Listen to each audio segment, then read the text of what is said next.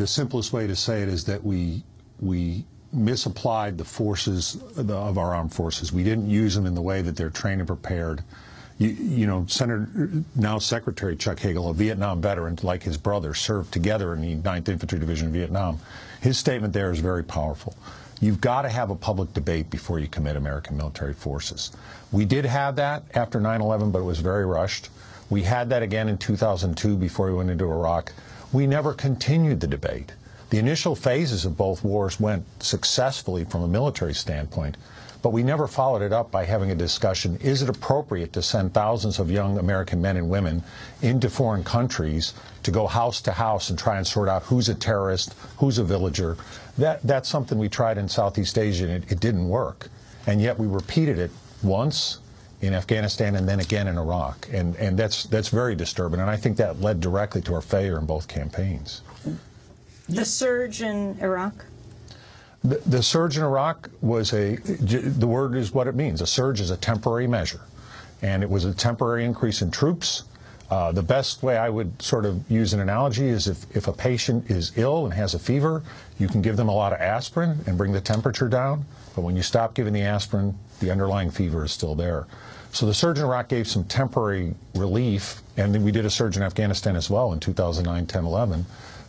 But it wasn't permanent, and it didn't solve the underlying problem, which is to say that both countries have an insurgency, and the solution to those insurgencies, if there's going to be a solution, rests in the hands of the Iraqis and the Afghans.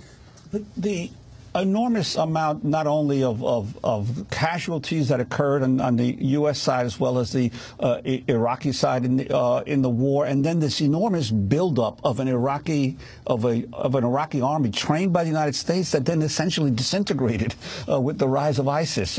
How did that happen? Well, while we shouldn't be surprised by that, the old Iraqi army, we'd fought them twice in 91 and 2003. They also disintegrated when we came into contact with them. ISIS had the similar experience. It takes many decades to build a decent army. And a few years of training, a couple days at the rifle range, some marching around is not going to do the trick.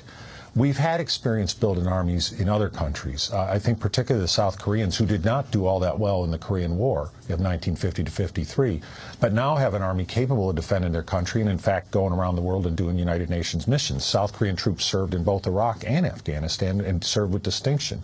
But that was an effort of decades. And it does not require hundreds of thousands of troops. It doesn't require fleets of jet bombers.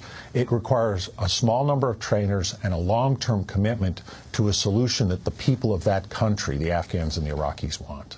Now, you state in your book that the United States military is essentially not prepared to mount counterinsurgency wars. Conventional wars is one thing, but the counterinsurgencies is a whole other world. Could you expand on that? I could. I think our challenge is we're very good at conventional wars. In fact, we were so good at it that myself and other commanders thought this time we're going to fight Vietnam and get it right, because our quality young men and women, so brave, so tough, so well supported by the American people with equipment, training, and their families, we thought this time we're going to pull it off. And we missed the fundamental strategic error of that thought, and it's an error based in arrogance, hubris, whatever word you want to use. And that is, by their nature, when a country is having a problem with rebels or with insurgents, the solution must lie with the local people. The solution will be partially political in nature. There may be a violent component to it. There may be deals cut. But it's not something that hundreds of thousands of American or Western troops can solve, no matter how well they're trained at military skills. So I think we missed a fundamental strategic point there, and I know I definitely blame myself. I'm concerned about my own failings in that area, because I studied Vietnam in the Army War College and in the other Army schools. I knew what we'd done wrong there. And in my arrogance, I made the error, along with many of my peers, of thinking, well, this time, because our troops are better, we might pull it off. It doesn't change the fundamentals on the ground.